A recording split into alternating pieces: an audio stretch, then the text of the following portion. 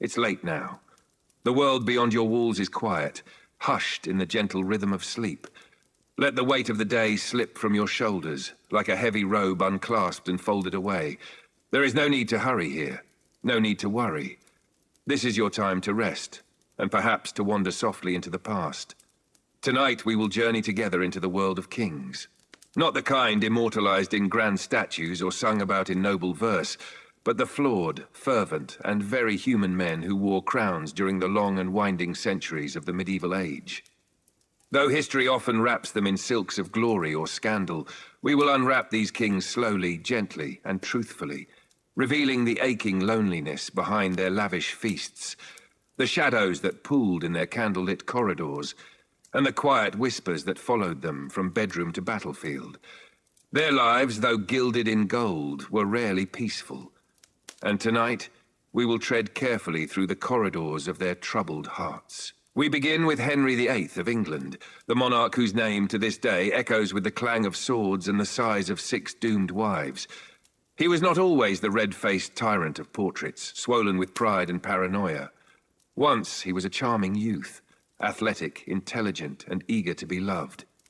Henry's early life was steeped in expectation. The son of a newly crowned Tudor king, he was born into a world that demanded legacy. When his older brother Arthur died unexpectedly, young Henry became heir, and with that inheritance came a crushing loneliness. He would spend his reign endlessly seeking loyalty, affection, and control, often confusing one for the other. Catherine of Aragon, his first queen, was a woman of dignity and sorrow. She bore him a daughter, Mary, but not the male heir he so desperately craved. Henry's desire for a son became a storm cloud that would darken his entire life. His love for Anne Boleyn ignited like fire, consuming his reason, his nation, and his very soul. But passion, once scorched, leaves little behind but ashes. Anne, clever and defiant, gave him another daughter, Elizabeth, and then lost her head to his ambition. Each marriage that followed, Jane Seymour, Anne of Cleves, Catherine Howard, and Catherine Parr, unfolded like a tragic stage play. Henry's heart became more brittle with each act. By the time he died, bloated and bitter, his legacy was not one of peace, but of shattered promises and broken bonds. And yet, even now, there is a melancholy to Henry's story. He was a man who wanted to be adored, by God, by his people, by his wives, and in that desperate hunger for love, he became something monstrous. Now let us drift across the sea, to France, where the opulent court of Louis XIV shimmered with lace, powdered wigs, and the sweet scent of scandal. Louis was born into grandeur, but his childhood was marked by isolation. His parents died when he was young, and though France adored its youthful king, the boy behind the crown was lonely and quietly afraid. In the grand halls of Versailles, Louis grew into a man of deep contradictions. He was shy in public, but endlessly indulgent in private. He loved the thrill of beauty, music, art, and women, and kept a long line of mistresses whose names embroidered the whispers of every noble in court. Among them was the legendary Madame de Pompadour, a woman not of noble birth, but of wit, charm, and political brilliance. She was his confidant, his advisor, and his soul's companion, long after their physical affair had cooled. Their bond revealed something often forgotten, that even kings, for all their lovers, seek something deeper, a mind that understands, a presence that calms. But Louis also had darker cravings. Later in life, his attentions turned to younger and more vulnerable women, and a quiet discomfort crept into the gilded walls of Versailles. What had once been a court of elegance became one of rumors and revulsion, and yet the king himself, weary and aging, seemed unaware. Or perhaps he knew, and chose distraction over repentance. Now our steps take us north, to the Nordic shadows of King Eric XIV of Sweden. Eric was a brilliant man, a poet, a philosopher, a dreamer, but his mind was a tempest. His reign was marked by paranoia, hallucinations, and bursts of violent rage. He trusted no one, not even those who loved him most. Eric's story is one of mental unraveling. He believed enemies lurked in every shadow. He grew obsessed with omens, symbols, and divine signs. In his most fragile state, he ordered the execution of nobles who posed no threat, their only crime being proximity to power. He married a commoner, Karin Monsdotter, whose gentle heart tried to soothe him. But the court resented her, and Eric's instability deepened. Eventually, he was deposed by his own brother and imprisoned until his death. There is a quiet sorrow in Eric's story, the story of a mind that could not protect itself and a soul that crumbled under the weight of its own thoughts. As we continue our journey, the tone shifts, not darker, but perhaps more absurd. Let us now open the curtain on Christian VII of Denmark, a monarch whose life reads like a tragic comedy. Christian became king at just 17, but his reign was ruled by others, his court, his physicians, even his own wife. He suffered from what many believed to be schizophrenia or severe bipolar disorder, and he was often incoherent, impulsive, and emotionally lost. He danced naked in public, played cruel pranks, and whispered secrets to his dogs. His court was bewildered. His wife, Caroline Matilda, endured his wildness with grace, until she found herself drawn to his physician, Johann Struensee, a man of reason in a castle of chaos. Struensee and the Queen shared ideas, and eventually intimacy. They sought to guide Denmark with Enlightenment ideals, bringing reforms that challenged the old ways. But truth in royal courts is never safe. Their affair was discovered, Struensee was executed, and Caroline was exiled. Christian remained king in name, but was locked away in mental fog, a sad marionette in velvet robes. His story is not one of evil, but of illness, and the quiet tragedy of a man never truly free, even on the throne. Now, dear listener, let your eyes grow heavier. The candles are low, the pages of history rustle gently in the breeze of thought, and we have only begun. In the next part of our tale, we will visit more kings, men whose hearts were torn between desire and duty, whose private lives unspooled in strange, sorrowful ways. But for now, let this soft procession of stories settle in your mind like old parchment falling closed. Let the night hold you gently, and the past speak only in whispers. The night is still, and your breath is steady. The world outside may be harsh and hurried, but in here, in this quiet corner of time, we move slowly, thoughtfully, kindly. Let the worries of the day remain far behind. You are not expected to remember names, dates, or details, only to drift softly as we continue our walk through the veiled lives of kings. When last we spoke, we left the troubled court of Denmark and the tragic figure of Christian VII. Now we turn our attention south to the glittering labyrinthine world of Italy, where power and pleasure often danced hand in hand. There, in the Renaissance courts of Naples, we find King Ferdinand I of the Two Sicilies, a man whose cruelty was matched only by his oddity. Ferdinand loved fishing and hated books. He detested the stiff formality of court life and preferred mingling with commoners in disguise. But his eccentricity was no balm to his people, for behind his quirks lurked a heart hardened by fear and suspicion. He ruled with a velvet glove lined in iron. He held public executions as entertainment and reveled in displays of dominance. His palace, though adorned with frescoes and finery, pulsed with unease. And yet even this king, like so many, feared betrayal more than battle. He withdrew into private chambers, consulted strange advisors, and let paranoia chart the course of policy. Ferdinand's story is not only of oppression, but of a man who found comfort only in control, and whose laughter often masked a mind teetering on the edge. We wander now to the opulent but blood-stained corridors of Russia, where winter howls against palace walls, and the candlelight of history flickers behind frost-covered glass. There, on a throne carved in contradiction, sat Peter III, husband to the woman who would become Catherine the Great. Peter was born into royalty, but raised in exile, a foreign boy brought to rule a vast and strange empire.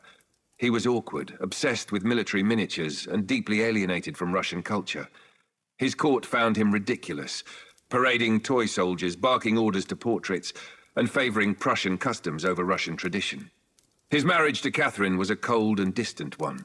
She was clever, poised, and politically astute. He was immature, erratic, and increasingly isolated.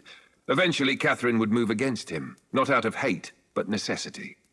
Peter was deposed, imprisoned, and soon after quietly killed. Whether by plan or panic, his end was as pitiful as his reign. And yet there is a sadness to Peter's tale. Not every fool is cruel. Some are simply misplaced, a child's soul trapped in a king's title.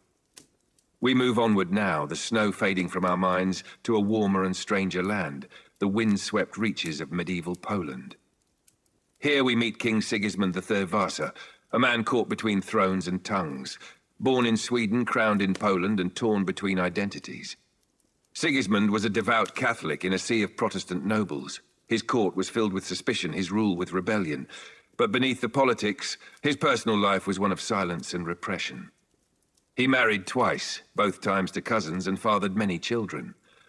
But his affections were distant, buried beneath ritual and religious obsession. He saw enemies in every corner and trusted few. His letters reveal a man consumed by guilt, struggling to live righteously in a world filled with contradiction. His palaces were filled with icons and relics, but his halls were quiet. He was not a man who laughed easily, nor one who wept in public. But behind the mask of piety, one senses a man aching for peace, and never quite finding it. Let us walk now, through gentler shadows, to Spain, where one of the most mysterious monarchs of the medieval world once ruled. King Charles II of Spain, often called the Bewitched, lived a life shaped not by will but by curse, or so his people believed. Charles was the last of the powerful Habsburg dynasty, a family whose lineage had been so interwoven by cousin marriage that it had begun to fold in on itself. Born with severe physical and mental disabilities, Charles struggled to speak, to eat, to think clearly. His jaw jutted painfully, his body was frail, and his mind often clouded. And yet he was king. His court became a place of whispers and rituals, nobles placing relics beneath his bed, priests performing exorcisms, physicians studying the stars in desperate hope of clarity. He married twice, but produced no heir. His queens were kind but mournful, knowing their place was more symbolic than romantic. When Charles died, childless and pitied, the Spanish Empire fractured, not from war or rebellion, but from the quiet tragedy of a body too fragile to bear the weight of a crown. Now let us pause. Let the soft footsteps of history settle in your thoughts like dust on an ancient shelf. These kings, broken, brilliant, bizarre, were not all tyrants. Many were merely human, ensnared in roles too large for their hearts to carry. They longed for love and trust, but inherited crowns instead. Far to the north, wrapped in the brooding chill of Sweden, we find a ruler whose soul flickered like candlelight in the wind, King Erik XIV. Erik, the son of the great Gustav Vasa, inherited more than a crown. He inherited the weight of legacy. He was brilliant, fluent in languages, immersed in the arts, fascinated by astronomy. Yet his brilliance came with shadows. He trusted no one. His moods turned sharply. Smiles became suspicions. Laughter turned to fury. His court, once lively with music and philosophy, grew tense. He saw plots in every glance, betrayal in every silence. His descent into madness was slow but relentless. One day, in a fit of paranoia, he ordered the murder of noblemen he believed disloyal. Their blood stained the floor of Uppsala Castle. Afterward, Erik wandered the halls, disoriented and weeping. Eventually, he was overthrown by his own brothers, imprisoned in damp stone chambers and fed food laced with poison until his mind and body faded. Yet in his youth, Erik had painted miniatures of stars. He had written poems about the moon. There was once light in him before fear eclipsed it. Now we travel to a land of pageantry and pride, France, where kings lived like gods and fell like men. There, amid the golden halls of Versailles, we meet Louis XV, great-grandson of the Sun King. Louis was gentle in demeanor, but governed by distraction. He loved women, conversation, hunting, anything to keep the weight of the crown from pressing too deeply on his thoughts. He fell into the orbit of advisors and mistresses who guided policy while he withdrew into comfort. As years passed, the people grew restless. Famine lingered, taxes rose, and revolution stirred beneath the silk of nobility. But Louis seemed distant from it all. He wandered his gardens. He played with his pets. He spoke often of feeling unwell, of being misunderstood. They called him Louis the Well-Beloved when he was young. By the time he died, quietly in his bed, he was loathed. Still, there was sadness in his gaze. Not cruelty, but confusion. He had not been taught how to rule, only how to pose for portraits. Let us turn now to a more unusual tale. Not of a king by blood, but one by vote. To Naples again, where in the 15th century a man named Ladislaus the Magnanimous briefly held power. Though not as famous as others, his story glimmers quietly in the tapestry of time. Ladislaus came to power in his teens, at a time when the Italian peninsula was fractured by war, religion, and ambition. He fought not just with armies, but with smiles, forging shifting alliances that never seemed to last. He loved poetry. He commissioned grand works of art, but he also maintained secret torture chambers beneath his court. He trusted no one, not even his own family. Servants would whisper that he spoke to paintings and punished those who looked too long into his eyes. He died suddenly at the age of 37. Some say poisoned, others say sick with regret. His name faded from history books, but for a time, Naples was his kingdom. His decisions shaped lives, and somewhere deep within the catacombs of that city, his story remains buried in stone. The moon is high now, the shadows longer, but we are not afraid. We continue with reverence, not fear. Our next monarch reigned far from Europe, in the mysterious lands of Korea. There we meet Yonsangun of Joseon, a prince turned tyrant, remembered with dread but born of pain. Yonsangun's mother was executed when he was a child, accused of poisoning the king. This trauma never left him. As an adult, he sought revenge not only on those who wronged her, but on anyone who reminded him of sorrow. He shut down Confucian academies. He banned criticism. He executed scholars by the hundreds and filled the palace with dancers and jesters. He rebuilt his mother's tomb with gold, but ordered ministers whipped in the same breath. His rule ended in uprising. He was deposed, exiled, and died in isolation. But in his madness, we see a mirror of grief, a boy who lost his mother and tried to avenge her with fire. Let us drift now to a gentler, sadder tale, to Austria, where Emperor Ferdinand first ruled in name but not in truth. Ferdinand was born with severe physical and cognitive impairments, the result of generations of inbreeding among the Habsburg line. He struggled to speak clearly. He suffered from epilepsy. He could not lead armies or hold court. But he loved music, he loved prayer, and he loved cherries. His caretakers would scatter cherry pits before him, and he would laugh as if each one were a jewel. He reigned during a time of revolt, but the real power lay with his advisors. Still, he remained a symbol, not of strength, but of continuity.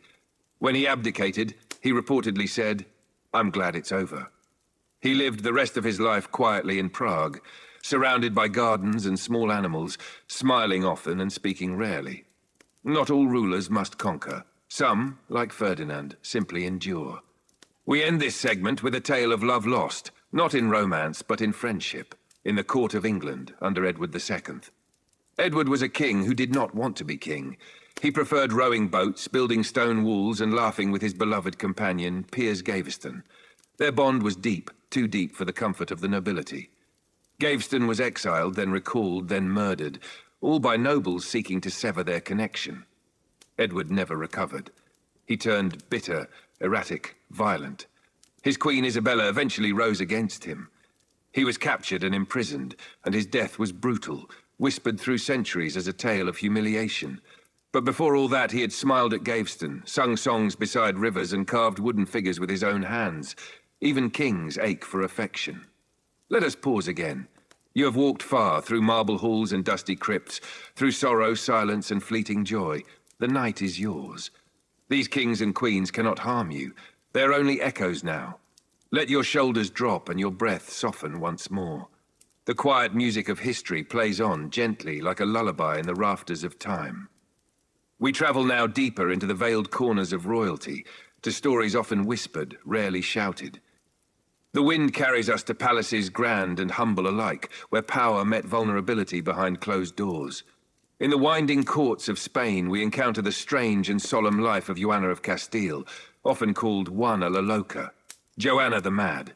She was born into grandeur, the daughter of Ferdinand and Isabella, famed monarchs of conquest and devotion. Joanna, though, was neither conqueror nor commander. She was a lover, a dreamer, a woman who felt too deeply. She fell in love, truly, profoundly, with her husband, Philip the Handsome. His absence tormented her. His infidelity crushed her. When he died suddenly, Joanna refused to bury him. She traveled with his coffin, keeping it beside her as she wandered from town to town, believing he would wake. The courtiers called her mad. They locked her in convents, stripped her of power, used her title but ignored her voice. But was she mad? Or merely broken in a world where grief had no place? In the silence of her confinement, she whispered lullabies to her lost love and traced the lines of his face in her memory, over and over again. Centuries later, her story remains, not of madness, but of a heart too fragile for the throne. Let us move now to Russia, vast and unforgiving, where Peter III reigned not with iron, but with awkwardness. Peter was eccentric, a man more interested in toy soldiers and playing the violin than in statecraft. He idolized the Prussians, to the frustration of his Russian subjects, and once held mock parades for wooden figurines dressed in military coats. His wife Catherine watched from afar. She saw his disinterest, his missteps, and slowly she made her move. Within months of Peter's coronation, she overthrew him. He was imprisoned and soon found dead under mysterious circumstances. Catherine would become Catherine the Great, one of history's most powerful empresses. And Peter? He was remembered as foolish, inept, but perhaps he was simply miscast. Not all are meant to rule. Some are meant to dream, to fiddle with clockwork, to lose themselves in music. Let us cross continents once more, to Japan, where grace and silence often cloaked the thunder beneath. There, during the Sengoku period, we meet Oda Nobunaga, a warlord so fierce he reshaped the nation. And yet it is not Nobunaga we follow tonight, but his ill-fated son, Nobutada. Nobutada was born into expectation. Trained as a warrior, he inherited his father's ambition, but the world he walked into was already cracking. Alliances frayed, rivals plotted. When Nobunaga was betrayed by his general, Akechi Mitsuhide, Nobutada stood fast, leading a desperate defense. He fought not for glory, but for honor. He died with his sword in hand, barely in his 20s. His story is brief, but noble. In a single day, he became the man he was raised to be, and then he vanished into legend. Now let us visit a castle covered in ivy, somewhere in the highlands of Scotland, where the mists know old secrets. There, long ago, ruled Mary, Queen of Scots. Her life was a tapestry of beauty and betrayal. Raised in France, returned to rule a land she barely remembered, she was adored and feared in equal measure. She married 3 times. Her second husband, Lord Darnley, was murdered, possibly with her knowledge. Her third, the Earl of Bothwell, was a scandal in himself. Her cousin, Elizabeth I of England, eventually imprisoned her. For 19 years she remained captive, writing letters, stitching tapestries, and gazing out at skies that never answered her prayers. When she was executed, she wore red beneath her black dress, the color of martyrdom. Her head fell cleanly. Her story did not. Even in death, she lingered, a queen whose life was dictated by forces beyond her. Not every crown brings control. Some are gilded cages. Let us drift toward the warm coasts of Italy, where in the kingdom of Naples, another woman wore the crown with defiance. Queen Joanna I. Joanna was crowned in the 14th century, a time when women on thrones were rare and often resented. Yet she ruled for decades, navigating wars, plagues, papal disputes, and assassinations. She was accused of murdering her first husband, a claim never proven, but never forgotten. She married 3 more times. She was excommunicated, deposed, restored, and then betrayed again. In her final days, she was strangled in her palace. Yet her rule remains one of remarkable endurance. Joanna ruled not by charm or brute force, but by adapting, by enduring. And still her name is often footnoted in books of kings. Let us now rest briefly in a quieter corner of Europe, in Bohemia, where a king lived for the stars. Rudolph II, Holy Roman Emperor, did not care much for wars or policies. He surrounded himself with astronomers, artists, mystics, and alchemists. He believed the universe had secrets and spent fortunes trying to unlock them. He invited Johannes Kepler and Tycho Brahe to his court. He collected clocks, automata, ancient tomes, and curiosities from across the known world. But his court was fragile. His mind, too. He battled depression, isolation, and paranoia. Ministers ruled in his place. His family saw him as unfit. Eventually, he was forced to abdicate, retreating to a quiet castle filled with mechanical birds and fading starlight. He died alone, but not unloved by the cosmos he cherished. The candle beside you flickers and your heart slows. These monarchs, though wrapped in velvet and silk, shared with us the same fragile humanity. They loved, they feared, they longed for meaning. Let yourself breathe slowly. Let your thoughts dissolve like parchment in warm rain. The world of kings and queens continues to unfold, not with fanfare, but with hushed footsteps and flickering candlelight. We cross into the land of France now, a place of towering cathedrals and buried secrets, where King Charles VI became known not for glory, but for madness. Charles came to the throne young, hopeful, beloved. His early reign shimmered with promise. But a fire had already begun to smoulder in his mind, one that would slowly consume the monarch he hoped to be. He suffered his first psychotic episode in his early 20s, attacking his own men during a journey through the forest. Afterward, the episodes became more frequent and more severe. At times, he forgot who he was. At others, he believed he was made of glass and could shatter if touched. Courtiers walked carefully around him, whispering behind velvet drapes. His queen, Isabeau, often governed in his name. His enemies circled, and the 100 Years' War raged on. And yet he painted. He smiled at birds. He loved music. There was a quiet soul trapped within the fever. And when he died, his people mourned.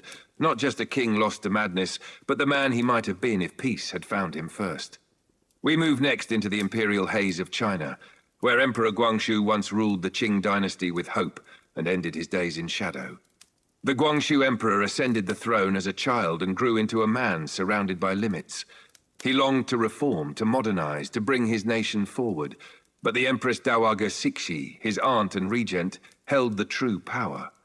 When he announced his reform movement in 1898, it lasted barely 100 days before Cixi intervened. She placed him under virtual house arrest for the rest of his life. He lived in the Forbidden City, beautiful, vast, and suffocating, unable to leave, to govern, or to speak freely. When he died, aged 37, rumors spread he had been poisoned. An autopsy conducted a century later confirmed arsenic in his body.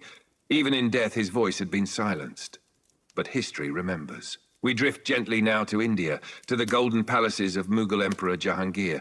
Jahangir was the son of Akbar the Great, and his reign was marked by art, gardens, wine, and conflict. He loved deeply, especially his wife, Nur Jahan, who wielded immense influence behind the scenes. But Jahangir battled addiction. He drank to numb pain, to silence doubt. His journals speak of love and beauty, but also loneliness. Toward the end of his life, his health failed. Power slipped from his hands. He died far from the court, in the arms of servants, while whispers of succession already stirred. He was a man of contradiction, poetic, passionate, and plagued by weakness. Let us return to the snow-covered reaches of Scandinavia, where cold wind brushes against stone, and the torchlight of history dances across wintry halls. Here lived King Erik XIV of Sweden, a ruler remembered for brilliance and breakdown. Erik was ambitious. He saw himself not merely as a monarch, but as a philosopher-king. He studied astronomy, poetry, and languages. But the line between vision and delusion is a thin one. He became paranoid. He believed his own nobles plotted against him. One day, in a fit of rage, he stabbed one of them to death with his own hands. His erratic behavior led to his deposition by his half-brother John. Erik was imprisoned in a damp castle where his thoughts frayed like old rope. In 1577, he died, most likely poisoned with arsenic hidden in a bowl of pea soup. A king undone not by war, but by fear. And yet even in his downfall, he left behind letters of strange poetry and star maps inked in solitude. Let us now cross to Austria, to the quiet, snow-veiled tragedy of Empress Elizabeth, known to many as Sisi. Though not a monarch in the traditional sense, Sisi was an icon of beauty and sorrow in the Austro-Hungarian Empire. She married Franz Joseph I, young and reluctantly. She hated court life, the rigid rules, the endless expectations. She wandered, constantly traveling, always fleeing some invisible ache. Her son, Crown Prince Rudolf, died in a tragic murder-suicide pact at Mayerling, a wound from which Sisi never recovered. After his death, she wore black every day for the rest of her life. In 1898, while walking unguarded in Geneva, she was stabbed in the heart by an anarchist. She died shortly after, her corset holding the wound closed long enough for her to walk away before collapsing. She had long predicted a violent end. Her life, filled with beauty, loss, poetry, and pain, now lives on in operas and statues. But in her letters, we find the true Sisi, a woman who loved birds more than banquets, forests more than thrones. Let your breath slow. These are the untold lullabies of royalty, the quiet verses between battles and treaties. History, when whispered, does not glorify, it humanizes. And in that soft focus we see not kings or queens, but people, uncertain, grieving, yearning, just like us. You've done well to stay here, in this peaceful space between centuries. Let your shoulders loosen. Let the hum of the modern world fade. You are safe, adrift in the quiet glow of memory where flickering torchlight meets the hushed steps of the past. We now journey to the brittle heart of Russia, to the snow-draped corridors of the Kremlin and the troubled reign of Tsar Ivan IV, known to history as Ivan the Terrible. But before the name, there was a boy, crowned Grand Prince at just 3 years old. His childhood was marked by cruelty. Nobles fought for influence, and young Ivan watched them poison each other with words and blades. He grew up in fear, neglected, surrounded by shifting loyalties. When he assumed full control, Ivan sought order through terror. He formed the Oprichnina, a secret police force loyal only to him, unleashing a reign of paranoia across the land. He struck first, always. Terrified of betrayal, he beat his pregnant daughter-in-law. In a fit of rage, he killed his own son with a blow to the head, then cradled the body and wept. But not all was fury. Ivan loved music. He composed liturgical chants. He wrote letters filled with sorrow. He built the famed St. Basil's Cathedral, a swirl of color and symmetry. He died in his library while playing chess. A cruel man, yes, but also a wounded child, grown into a king who never truly knew peace. Now we move west to the stormy thrones of England again, where another queen waited behind shadows. Mary I, the daughter of Henry VIII and Catherine of Aragon. Mary's reign was brief, but burned brightly in the minds of those who followed, for better or worse. Raised in splendor, then cast aside when her mother fell from Henry's favor, Mary grew up lonely and devout. She watched as her father rewrote the church, as her mother died in exile, as her own birthright was questioned. When she finally claimed the throne, Mary was determined to restore Catholicism. Hundreds were burned for heresy, and the name Bloody Mary was born. But behind the harsh edicts was a woman racked with longing. She believed she was pregnant, swelling with hope, only for it to be a phantom. Her body mimicked pregnancy, but no child came, and then it happened again. Mary died childless at 42, her health and heart broken. In her private writings, there is no malice, only yearning. For love, for legacy, for God. She remains a queen wrapped in mist, reviled, pitied, and misunderstood. Let us now descend to the Mediterranean, where marble halls echoed with oracles and political whispers. We return to the ancient heart of Rome, to the tale of Caligula. His real name was Gaius Julius Caesar Augustus Germanicus, but as a child, soldiers nicknamed him Caligula, or Little Boots, for the tiny soldier's outfit he wore. He was adored in his youth, the golden boy after a string of tragedies.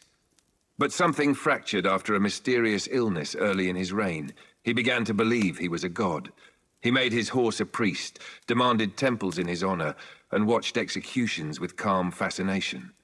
His cruelty seemed senseless, but was it madness or survival, honed by a lifetime of betrayal? Caligula lived in a palace of mirrors. No one knew what was real, least of all him. Eventually, his guards turned against him. He was stabbed in a corridor, his body left where it fell. But once, he had laughed like any child, playing at war in Little Boots. That boy was lost to time, buried under fear and opulence. And still, the Colosseum stands. Now, to a different kind of royalty. Not of thrones, but of art. We step into the velvet-curtained salons of 19th century Paris, where Sarah Bernhardt, the queen of the stage, reigned. She was not born to a crown, but carved one with her voice, her presence, her refusal to be tamed. Bernhardt played kings and queens alike.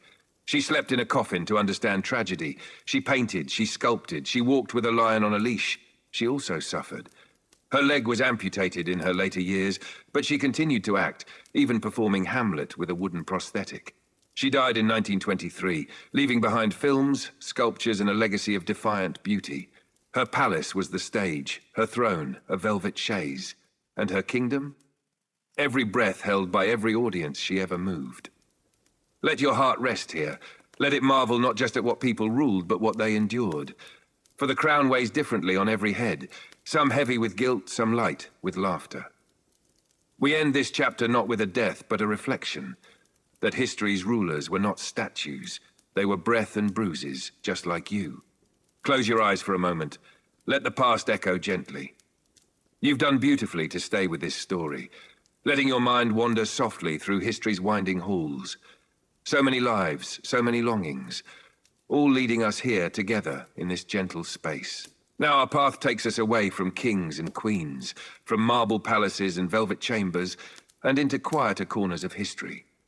Let us begin in medieval Japan, where silence and ceremony held more power than words, and the life of a woman named Sei Shonagon still whispers across time. She was not a ruler, nor a conqueror.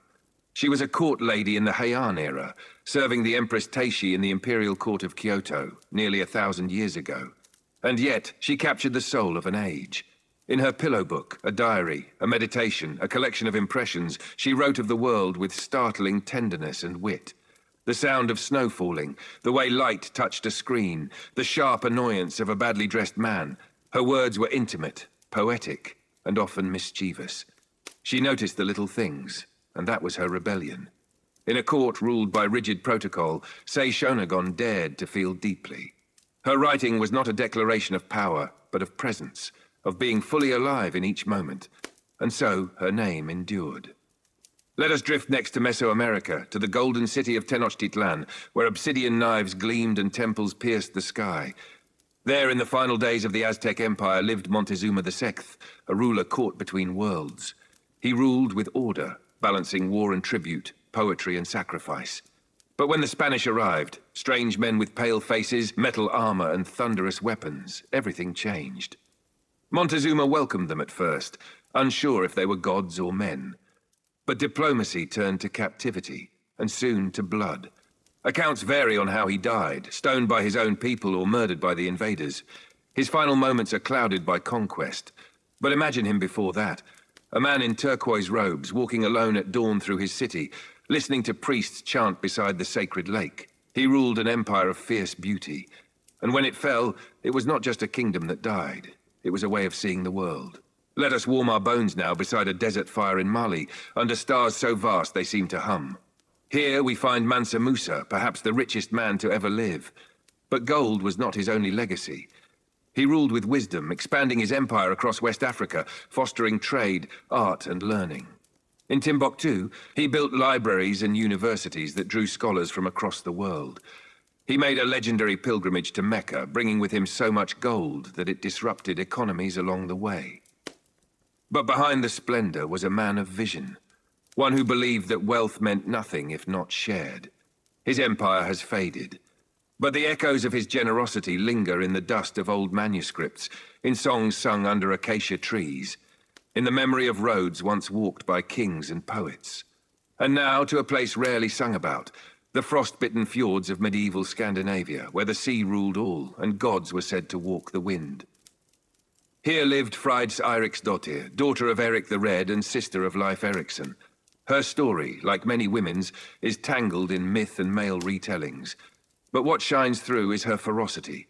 She sailed with Viking explorers to Vinland, what we now call North America. When enemies attacked and the men fled, Freydis took up a sword while pregnant and fought them off, bare-breasted and unyielding. She was fierce, proud, unforgiving. And maybe, just maybe, she stood one night by the shore, watching the northern lights shimmer above a new land, whispering the names of gods who never answered, but always listened. Let's drift further now, away from warriors and kings, to a quiet monastery in Ireland, around the 8th century. Here, unknown hands painted the Book of Kells, a gospel manuscript filled with swirling patterns, gold leaf, and divine beauty. We do not know the names of the monks who created it, but we know they rose before dawn, chanting in the cold, that their fingers were stained with ink and soot, that they labored in silence, believing that beauty was a form of prayer. They painted not for fame, but for reverence. Even now, when you look at those pages, you can feel it, a hush, a presence, something sacred captured in lines and light. Their names are lost, but their devotion remains, curled in every illuminated letter.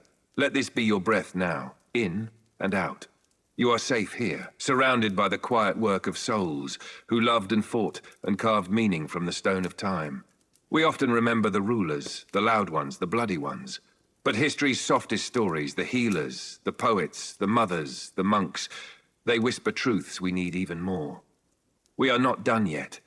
The world has more stories to share with you, gentle, haunting, and full of light. Let's keep floating gently, as if carried by a slow, quiet river through time. There's no rush here, just the rhythm of the past, unfolding like a lullaby. Now we find ourselves in a mud-brick courtyard in ancient Baghdad, during the height of the Islamic Golden Age. It is the 9th century, and a woman named Lubna of Cordoba, known for her brilliance, is tending to scrolls in the vast libraries of Al-Andalus. Lubna was once enslaved, yet she rose to become a court scholar, mathematician and poet, serving the caliph and overseeing the transcription of ancient texts. In a world ruled by men, she carved a space for intellect and art. She loved numbers and verses alike, geometry and language dancing together in her mind. Imagine her fingertips trailing across parchment, her eyes tracing equations while the warm scent of ink filled the air. Her life reminds us that history is not made by birthright alone, but by quiet determination and boundless curiosity. And now, to the soft hills of medieval Wales, where legend and reality entwine like ivy on stone. We meet Gwenllian Furch Gruffydd, a noblewoman and warrior who led troops against the Normans in the 12th century. She was no mere symbol. She fought with blade in hand, driven by love for her people and homeland. Captured in battle, she was executed, a fate that echoed across generations. Her name became a rallying cry in the Welsh resistance. Her children would grow to continue the fight. But for a moment, let us imagine her not on the battlefield, but walking through her castle gardens at dusk, hearing the soft call of night birds, her armor put away, her thoughts turning to home. A woman, a mother, a legend, all at once. Now, far away from the cold towers of Britain, let us drift into the plains of Mongolia, where the wind sings over endless grasslands. There, in a world of yurts and horse song, lived Turgen Khatun, a powerful queen regent of the Mongol Empire. After the death of her husband, Ögedei Khan, she ruled in his stead, a woman in command of the largest land empire the world had ever known. She was not merely a placeholder. She gathered allies, mediated rival clans, and even appointed her own candidate as the next great Khan. Her reign was strategic, patient, and shrewd, all without lifting a sword. Her story, like so many others, is often reduced or forgotten. But imagine her gaze across the steppes, calm, calculating, full of silent strength. She ruled with the wisdom of knowing that power did not need to shout. Let's cross oceans now, to the coast of 14th century Ghana, where salty winds carried the scent of trade and stories. Here, among bustling markets and sacred groves, lived oral historians known as griots, guardians of memory. Many were men, but many women. Griots held equal skill. They sang of ancestors, of love and war, of daily struggles and cosmic truths. They remembered everything, weaving entire genealogies into melody and rhythm. In a world without written records, they were the living libraries. Their voices were trusted more than documents, more than scribes. For centuries, history passed from mouth to ear, from heart to heart. You may not know their names, but their words live in every corner of West African culture today, whispered in lullabies, echoed in drums, remembered in dances that defy time. Now rest a moment. Close your eyes. Imagine a starlit sky over the desert. No city lights, no noise. Just the hush of wind and the steady beat of a camel's steps. You are with Ibn Battuta, the great traveler. He roamed from Morocco to China, writing down everything. The kindness of strangers, the taste of food, the cruelty of warlords, the laughter of children. But it was not just his story. In each village, each oasis, he met women, some merchants, some healers, some mothers, some queens, each shaping their world quietly. He does not name them all, but in his journals you can glimpse their shadows. A woman offering bread to a tired traveler, a mother guiding her daughter's hand as she sews, a princess speaking 8 languages, unseen by the world beyond her court. We drift again. This time to the Pacific Islands, where Polynesian navigators, male and female, used stars and tides to guide their great canoes across open ocean.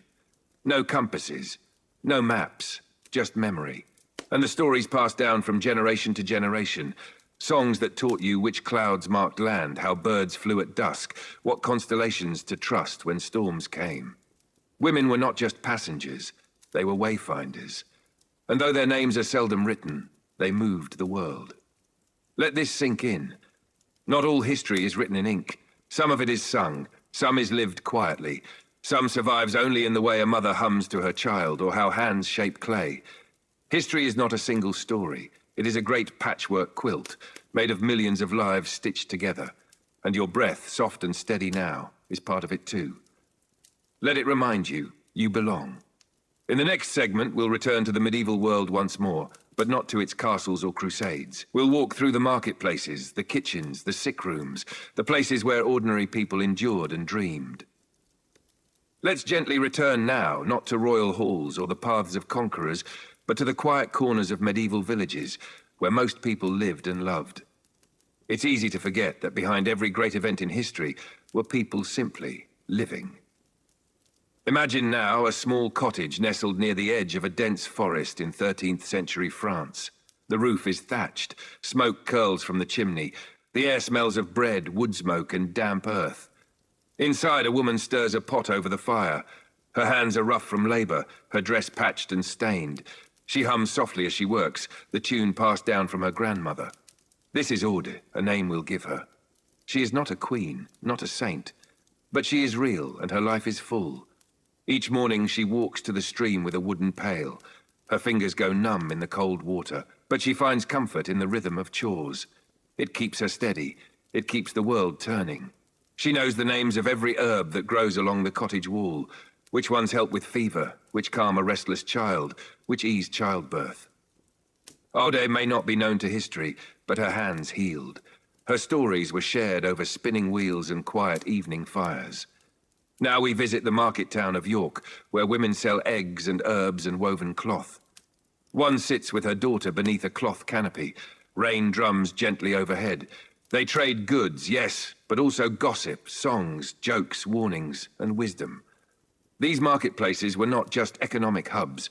They were the internet of the medieval world, where news spread, relationships formed, and community pulsed. The laughter of the women here is just as important as any king's decree. And now let us enter a place often overlooked, a monastery's kitchen, early in the morning. Here, women known as lay sisters work before the sun rises. They are not cloistered nuns, but servants, workers, keepers of the place. Their prayers are offered with every motion, kneading dough, scrubbing floors, stacking firewood. They do not copy manuscripts. They do not debate theology. But without them, the monasteries could not function. And often among these women were those who had escaped cruelty or poverty, finding in the quiet rhythm of monastic life a sense of peace. Can you smell the stew simmering? Can you feel the stone beneath your feet? Breathe slowly, you are here just as they were. Now cross the sea once more, to a village in medieval Japan, surrounded by rice paddies and mist.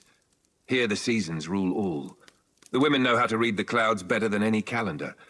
A woman named Tomi tends her garden with quiet focus. She's taught her daughter how to dry persimmons, how to fold fabric, how to write poetry in the sand before the tide washes it away. Tomi knows loss. She's buried a child and a husband. But still she wakes each morning to tend, to cook, to teach. Her strength is not loud, but it holds the generations together. She lights a paper lantern at dusk and places it in the river. A memory, a prayer, a hope. Now let us visit a healer in the Carpathian Mountains, perhaps in what is now Romania. She is part myth, part woman. Villagers call her Baba Ileana. She knows how to make poultices from garlic and ash, how to chant to calm the frightened, how to whisper to trees and animals. Some call her a witch, others a wise woman. She has seen empires rise and fall, all while raising goats, collecting dew in the mornings and burning dried herbs in the evenings. The line between medicine and magic is thin in these hills, and Baba Ileana walks that line with grace. She reminds us, not all knowledge comes from books. Now pause. Let your breath deepen. Let your shoulders loosen. History is not always about war or grandeur. Sometimes it is found in a shared bowl of soup, a mended shirt, a lullaby sung by a mother too tired to stand. It's in the cracks between centuries, the silence after a harvest, the warmth of a fire against an endless winter. Let's remember a small moment. A midwife in a stone cottage in Wales, holding a newborn to her chest. The child is wailing, fresh and loud. She hums to calm him, wraps him in linen and tells the mother, he is strong, he will thrive. She has done this many times. She will do it many more. She may not have a name carved in stone, but her hands have ushered hundreds into the world. That, too, is history. Let this truth settle in you, not needed to be famous to matter. Your care, your work, your words, they echo. You're part of the great human quilt, stitched alongside Aude Tomi, Baba Ileana, the midwife, and so many others. The lanterns flicker low now. The stories have stretched across centuries and continents. But before we close our book and dim the light, let's linger just a little longer. In all the tales we've shared tonight, from the king's chambers to the thatched huts of the forgotten, there was always something human beneath it all. The hunger for meaning, the desire to protect, the yearning to be seen. Let's return briefly to the high castles we began with. Atop a cold Scottish hill, a castle still stands in ruin. Wind rattles through its broken teeth. Moss climbs over stones that once felt the warmth of hands, of laughter, of love and rage and meals shared by firelight. Somewhere inside, the ghost of a child may still play. Not because ghosts are real, but because memory is sticky. And if memory lingers, so does grace. Imagine a servant who once lived here. Someone who made the beds, scrubbed the floors, drew water from the well. They sang while they worked. Maybe they told stories to the kitchen boy or snuck food to the mice. Their life passed quietly, and yet the castle still holds a whisper of them. Now drift south. A crumbled chapel in Spain, the altar stones worn smooth. A young girl once touched them while her mother prayed. That girl grew up, married, gave birth beneath those same stones. Her daughter prayed there too. The world has since moved on. The walls are ivy-covered. But if you listen, truly listen, there's still a breath in the stone. We often say time marches on, but really, it layers. The medieval world is not gone. It's tucked beneath our feet, in our language, in our customs, in our quiet moments. Every time you light a candle, you echo those who lived without electric light. Every time you sit in silence, you become kin to the monks who lived in stillness. Every time you tend to a loved one, you join the chorus of caretakers stretching back 1,000 years. And every time you wonder if you matter, remember, the people we've spoken of tonight were not royalty, not warriors, not legends. But they lived, fully and deeply, in the only way they could. And that was enough. Now breathe in deeply, hold and let go. Close your eyes if you haven't already. Let your body rest as your mind settles among the stories. Let the candle burn low. You are not just watching history, you are woven into it. As the 14th century unfurled its well-worn parchment across the kingdoms of Europe, a quiet transformation stirred beneath the jeweled crowns and the crumbling ramparts of ancient castles. Beyond the pageantry and proclamations, the real pulse of history beat gently through the daily lives of monarchs whose secrets, whims, and tender missteps have been softened by time. Let us drift now toward the court of Charles VI of France, a sovereign known as much for his beauty and poetic grace as for the shadows that clung to his mind like a low mist on a morning field.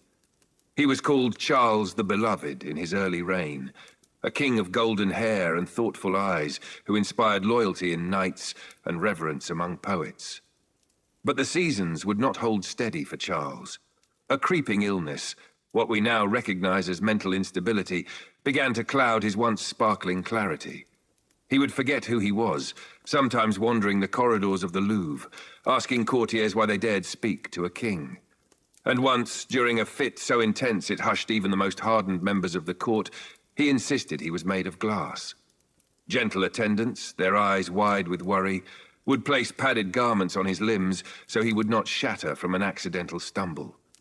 For hours, they'd tiptoe through the throne room, treating the sovereign not as a man, but as a delicate vessel on the edge of collapse. Still, Charles held court, signed laws and issued edicts. His duality, both tragic and strangely dignified, a mirror of medieval humanity itself. Nearby, in England, Henry VIII loomed, a man so often caricatured for his marriages and misdeeds that the subtler truths of his life often dissolve into rumor. But history, when approached with care, paints a fuller picture.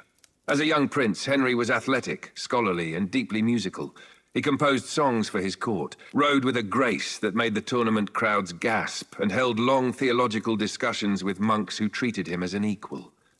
His descent into tyranny was not swift but slow, as pressure and paranoia tightened like unseen bands around his soul. Even his notorious break from the Catholic Church, what we now call the English Reformation, was not born entirely from lust or defiance. It was laced with genuine fear. Fear of dying without a male heir, fear of civil war, and fear of divine disfavor. When Anne Boleyn, the queen for whom he shattered centuries of religious tradition, failed to bear the promised son, His grief turned inward, corroding the man he once was. The court that once rang with lute strings and soft laughter began to echo with whispers and dread. But not all royal stories are soaked in melancholy or blood. There were kings who ruled with gentleness, even when the world around them was rough-hewn and cruel. Alfonso X of Castile, in what is now modern Spain, was one such sovereign. He was called El Sabio, the Wise, and under his reign, ancient texts were translated, libraries expanded, and scholars from Christian, Muslim, and Jewish traditions sat side by side. In an age where sword and sermon often clashed, Alfonso dreamed of unity not through conquest, but through understanding. His court was more than a seat of governance. It was a refuge for knowledge, a haven where astronomy, medicine, and poetry were not just admired, but cultivated. At night, under the starlit ceilings of his study, Alfonso would gaze upward, charting the heavens as scribes transcribed the movements of celestial bodies. In his writings, one can hear the longing of a man who loved wisdom more than war. A rarity among kings, but a quiet balm in the centuries of conflict. In the east, Vlad III of Wallachia, forever etched into folklore as Dracula, is often spoken of with hushed voices and fearful glances. Yet even his story is not solely one of horror. His childhood was stolen, spent in captivity, and his homeland lay vulnerable to invaders and betrayal. The harsh measures he employed, gruesome and unforgettable, were in his eyes shields for a country that no one else would defend. Within his stronghold, among the thick pine forests and swirling mists of the Carpathians, Vlad ruled not from desire but from desperation. He was a ruler forged in iron, but behind the stern gaze was a man who, like so many of his time, was shaped by the turbulence of shifting borders and broken alliances. Villagers feared him, yes, but some also whispered prayers of gratitude that someone, anyone, was willing to push back against the tide of empires that threatened to wash away their fragile sense of home. In these chambers of power, some grand, others cold and cracked, we find not caricatures, but people. Monarchs who wept, who loved, who made mistakes and bore their consequences beneath layers of silk and guilt. Their reigns were punctuated by moments of grandeur, but also silence. The hush after an execution, the stillness of a sleepless night, the quiet of a prayer uttered not for glory, but for peace. And so, as the candlelight flickers across our imagination, let us not rush through these corridors of the past. Let us pause, breathe deeply, and listen to the soft footfalls of those who came before.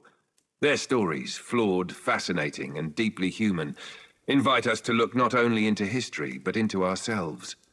Let us now wander farther from the palatial courts and golden chambers, and into the tapestry of lesser-known monarchs, those whose reigns may not have stirred empires, but whose lives were stitched with quiet depth and the tender weight of responsibility.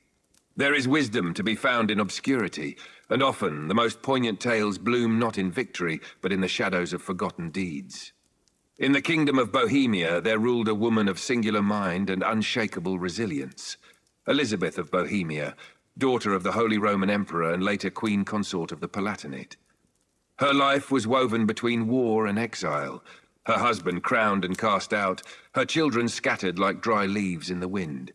Yet through it all, Elizabeth carried herself with uncommon poise. She wrote letters to philosophers, debated theology, and raised her son, who would one day become King of England, while living in modest lodgings far from her homeland. She did not wear the crown in splendor, nor march through marble halls flanked by courtiers. Instead, her throne was often a borrowed chair beside a cold hearth, and her scepter a quill dipped in ink, crafting letters that still echo with intelligence and dignity. Though history remembers her less vividly than others, Elizabeth's legacy lived on in her ideas, her words, and the unshaken courage with which she faced a world that tried to quiet her voice. We drift now to the green hills and misted lochs of medieval Scotland, where Robert the Bruce forged a kingdom not from conquest alone, but from tenacity born of heartbreak. His was a crown earned through trials. Betrayed, excommunicated, and driven into hiding, he took refuge in a cave during a time when his hopes seemed drowned beneath waves of English steel. There, as legend tells us, he watched a spider attempting to spin its web across a narrow crag. Again and again it failed. Again and again it began anew. Moved by this simple act of persistence, Bruce rose from his despair and returned to fight. He would go on to lead his people to independence at Bannockburn, a name etched in Scottish memory with the thunder of hooves and the cry for freedom. And yet, in his quietest moments, when the battle banners had been folded away and the cheers faded into silence, Robert the Bruce remained that man in the cave, watching, learning, surviving. Now we tread softly into the Iberian Peninsula, where Alfonso II of Aragon ruled with a pen as much as a sword. A lover of poetry, he corresponded with troubadours and hosted contests of verse. His heart was pulled as much by rhythm as by law, and his court hummed with the melodies of language. He believed that governance need not be stripped of grace, that even kings could find beauty in metaphors and solace in song. It is said he carried poems in his cloak and whispered them aloud in gardens laced with orange blossoms. One such poem, written under a false name to conceal his royal identity, mourned the loss of a young page who had served him faithfully. The words did not speak of power or statecraft, but of human tenderness, of bonds formed in the quiet hours between duties. It was in this poetry that Alfonso's soul was clearest, a gentle monarch whose true sovereignty lay not in dominion over lands, but in the stewardship of feeling. And far to the north, among the fjords and storm-lashed coasts of Norway, King Haakon IV rose from the uncertain lineage of a pretender to become one of the realm's most beloved rulers. Crowned during a time of turmoil, Haakon mended a fractured kingdom not with brutality, but with patience and law. His reign marked the end of civil war and the beginning of stability, years where commerce grew, laws were codified, and old grudges faded like smoke from a dying hearth. Though the sagas sing of Viking conquest and seaborne glory, it was Haakon's quiet governance that allowed his people to rest, to build, to dream again. He welcomed artists and priests, commissioned manuscripts, and extended the olive branch when others reached for the sword. In this way, his crown shone brightest, not from gold, but from the trust he earned among his people. These lives, though separated by mountains and oceans, shared something ancient and enduring. A truth that even beneath robes and rings and regalia, monarchs were not untouched by sorrow. They worried, they hoped, they doubted. They walked through gardens alone at dusk, wondering if their choices would bring peace or ruin. Some listened to birdsong and found comfort. Others stared long into the fire, seeing in its flicker a mirror of their own restlessness. When we imagine the past, it is tempting to carve it into absolutes, to call kings tyrants or saints or fools. But to do so is to forget the murmur beneath the pageantry, to forget that every crown sat upon a thinking, feeling head. Every throne bore the weight of both pride and uncertainty. Even the grandest palaces were filled with corners of quiet. A window where a queen once wept unseen. A hallway where a king paused before entering the chamber of judgment. A garden where, for one golden afternoon, time stood still, and the burdens of rule were softened by the scent of blooming roses. So let us rest now, in one such moment. Let us close our eyes and feel the worn stone of a castle wall, warmed by afternoon sun. Hear the distant sound of hooves on gravel, the rustle of silk, the echo of a lute played just out of sight. These are the breaths between battles, the heartbeats between history's louder pulses. In the stillness, we are not so different from them. We carry burdens, yes, but we also carry wonder. We endure. And like the spider in the cave, we begin again. As moonlight spilled over the rooftops of medieval towns and the lanterns flickered low in narrow alleyways, there were those who walked with secrets tucked inside their cloaks. Women and men who lived outside the chronicles of kings, who left no statue nor seal, yet who moved the world in quieter ways. In the English countryside, amid hedgerows and frost-laced fields, lived midwives and herbalists, women whose names were passed from tongue to tongue, never written in court records, but spoken in reverence. They delivered new life into the world and eased its passing. With bundles of yarrow and elderflower, they soothed fevers, wrapped wounds, and brewed tinctures with hands that trembled only when resting. Though feared by some, for their knowledge was deep and old, most were welcomed in every home and known by every child. They carried generations in their memories, recipes whispered by candlelight, prayers stitched into the fabric of time. When war came, they healed the broken. When famine came, they found roots others had forgotten. When joy came, they swayed softly to the music of birth cries and laughter. In the marketplaces of Cairo, in the stone courtyards of Granada, and within the incense-rich halls of Byzantium, merchants wove another thread through history's great tapestry. Draped in silks or cloaked in dust, these wanderers knew every twist of the roads, every whisper of shifting alliances. They carried spices from Zanzibar, pigments from India, scrolls from distant libraries. With every deal struck and every story traded, they built bridges between worlds. Some merchants traveled for decades, growing old beneath foreign stars, their faces weathered by desert winds and ocean salt. Others stayed behind stalls of pottery or books, raising children who would inherit not a throne, but a legacy of resilience and curiosity. Their power was not in armies, but in the quiet insistence that people could meet across language and creed and find something of value in the exchange. And still farther afield, beyond the edges of the parchment maps, beyond the reach of decrees and taxes, lived shepherds, sailors, smiths, and scribes. They did not crown themselves with laurels, but with soot and sweat and song. Their hands carved beams for cathedrals, rang bells for the faithful, sowed seeds in soil cracked by winter. They lived fully in moments both small and sacred. The first breath of spring, the last embers of a hearth, the murmur of a psalm before sleep. Some were forgotten before the century turned. Others left behind initials scratched into chapel walls or the curve of a bowl shaped by loving hands. And yet, in this chorus of quiet lives, the heart of the medieval world beat strong and steady. One can imagine a blacksmith in Bruges, polishing a blade not for war, but for a wedding feast. Or a stonemason in Prague, pausing in his work to watch a swallow land near the scaffolding, reminded for a moment that beauty and flight belong even among dust and chisel.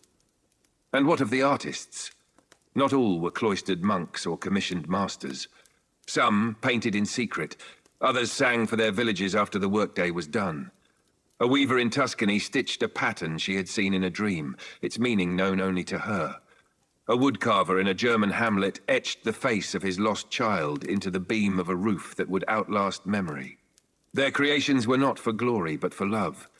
Love of craft, love of kin, love of a world that even in its hardship still offered moments of astonishing grace.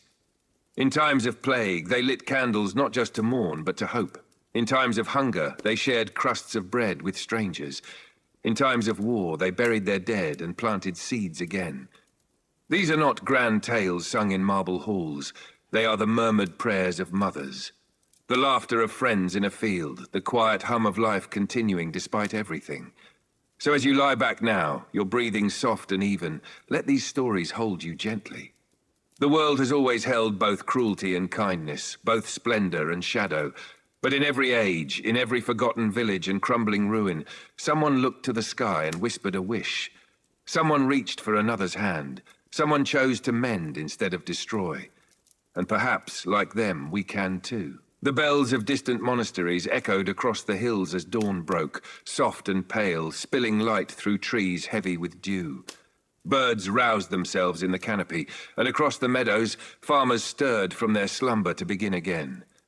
There was something sacred in the repetition, the drawing of water from the well, the binding of hair, the kneeling in prayer before breaking bread. For all the upheaval of kings and popes, most medieval souls clung to routine like a lantern in the dark. In the far northern reaches, where snow blanketed the thatched roofs for months at a time, families huddled together for warmth not just of body, but of spirit. Tales were passed down during the long winters, tales of wolves and saints, of ancient heroes and cunning tricksters. These stories kept the cold at bay. Children nestled against their elders, eyes wide with wonder, learning not just how to survive, but how to imagine. In such places, community was everything. A neighbor's misfortune was a shared burden, just as a harvest success was a reason for the entire village to celebrate. When a barn burned, hands came unbidden to rebuild. When a child was born, everyone came bearing bread, herbs, or simple blessings. It was a hard life, yes, but rarely a lonely one. And even in hardship, beauty persisted. Wildflowers bloomed defiantly along well-worn paths. Bees hummed among hives tucked into stone walls. Women embroidered scenes of daily life onto cloth, capturing moments of quiet dignity. A child at play, a cow in the field, a husband's return. These stitches were time itself, looped through generations. Far from the villages and towns, deep within ancient forests untouched by saw or plough, hermits made their homes among the moss and mist. They lived with the trees, speaking more to birds than to men, eating what nature offered freely. Some sought closeness to the divine. Others fled grief, guilt, or the noise of human affairs. They built chapels from stone and silence, and when travelers lost their way, they offered shelter without question. Many of these hermits were once scholars or warriors, noblemen or widows, who chose stillness over strife. Their lives remind us that retreat can be a form of healing, not cowardice, but courage. In their solitude, they found a rhythm truer than the beat of drums or the toll of coin. Their hearts beat with the earth. Meanwhile, within cities encircled by high stone walls, guilds of craftsmen shaped the world one gesture at a time. Candlemakers bent over vats of tallow and beeswax, perfecting the art of flame. Bookbinders stitched knowledge between covers, unaware that their humble volumes would one day outlive empires. Tailors, potters, and shoemakers passed down techniques unchanged for centuries, each pair of hands refining what the last had taught. These were the quiet architects of culture. Without them, there would be no tapestries to warm cathedral walls, no tools to till the soil, no vessels for sacred wine. They did not seek greatness, but their work made greatness possible. Even in times of sorrow, the medieval soul sought meaning. Pilgrims traveled by foot to distant shrines, enduring hunger and blisters and rain not for penance alone, but for hope. Hope that a miracle might mend a broken limb or a broken heart. Hope that the journey itself would transform them. And along the way, they met others. A baker who shared a crust. A widow who offered a bed of straw. A priest who listened without judgment. These were the true gifts of the road. Not relics, but kindness. The world, though cruel in moments, still shimmered with compassion. So let these images guide your thoughts as you drift further into rest. Imagine the creak of a cart wheel on cobbled streets, the rustle of leaves in a cloister garden, the scent of rain on dry thatch. Picture a candle flickering in a shuttered window, its light a beacon not just for travelers, but for weary hearts. There were kings and queens, yes, but there were also dreamers and healers, lovers and poets, bakers and bell ringers, all spinning the same great story in threads of mud and gold. Their footsteps echo through time, not because they conquered, but because they cared. And so do you. As twilight settled once more over the hills and hearths of the medieval world, there came a hush, as if the land itself exhaled. The labor of the day gave way to candlelight and stillness. Mothers cradled children close, whispering lullabies passed down through generations. Shepherds guided their flocks back through narrow paths, their silhouettes painted by the fading glow of a sun too humble to resist the stars. In abbeys and cottages alike, prayers rose, some offered in Latin, others in simple words known only to a single soul. But all were carried by the same yearning, for peace, for safety, for meaning.